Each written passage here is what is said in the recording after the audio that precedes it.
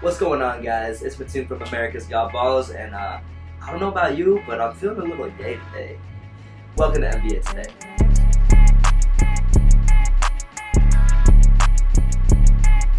So we're gonna head straight from Yay to Dre in the Bay. West Side's where he stays. We already know. Warriors were having their parade, and Draymond Green caught some flack for a pretty interesting comment he had about why he refused to shake Tristan Thompson's hand. Check it out. I told one of them dudes from Cavs after the game, he tried to shake my hand. I said, Tristan, we ain't cut the same. So Draymond's comments rubbed a lot of people the wrong way. Personally, I kind of liked it. I don't like Draymond Green as a player, but I do respect the fact that he's willing to say whatever is on his mind without any filter. And I think the world would be a better place if a lot more athletes did this. I mean, how many times have you seen the boring, typical athlete interview where the player can't really say anything he really wants to say because of fear of, oh, people are going to judge him for what he's saying? I feel like if athletes spoke unfiltered a lot more often, it would make sports that much more entertaining. And the fact that Draymond said this comment and made people hate him that much more, hey, haters make you famous, and I love it. Moving on, we're going to Kawhi Leonard of the Spurs. So this has become a topic again now that the season's ended.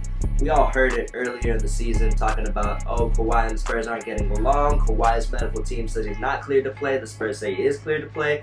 Blah, blah, blah. We've all heard all that shit, right? But what we haven't heard is anything straight from Kawhi Leonard's mouth. And that's why I just kind of discount all of these rumors that we hear about this. Because the man hasn't said a thing, and we're putting all these words in his mouth about what he's saying, what he's doing, and what he's thinking, and the truth is, we don't really know.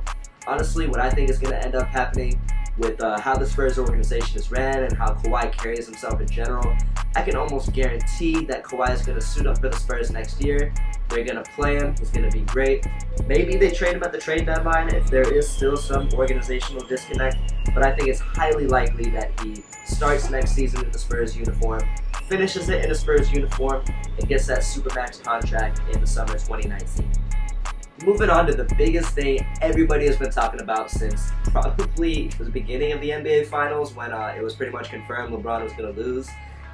Where's LeBron going, right? Everyone's talking about, oh, he's going to go to New York, he's going to team up with CP3 and James Harden in Houston, he's going to go to Boston and hook up with... Like, come on, man. Like, that's none of that's going to happen, all right?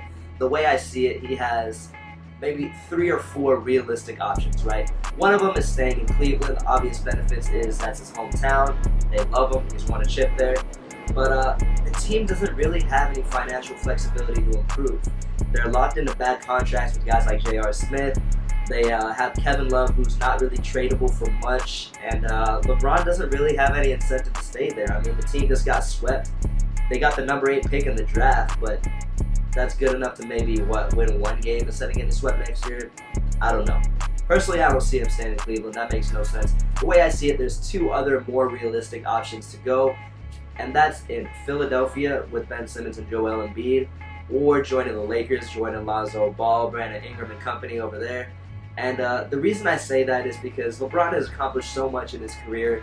There's only so much more for him to do, right? He wants to win titles, and he wants to win them soon, but he's not going to join a championship caliber team like the Celtics, like the Warriors, like the Rockets to do that, because he cares about what people think about him, right? That's something that we know about LeBron.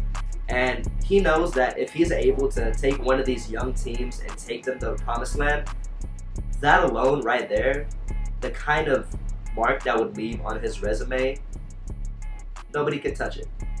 And as far as the Philly and Lakers situation, I think both of them are pretty similar, but there's probably more advantages going to LA, seeing how it's a bigger market. He already has a huge mansion down there. There would be a lot more opportunities for his son in high school to play against better competition and get better quicker at basketball. So we don't know, but I mean, I said the Lakers and the 76ers got the best shot. Once again, guys, this is Mattoon from America's Got Balls. Thank you so much for watching, and I will see you guys next time.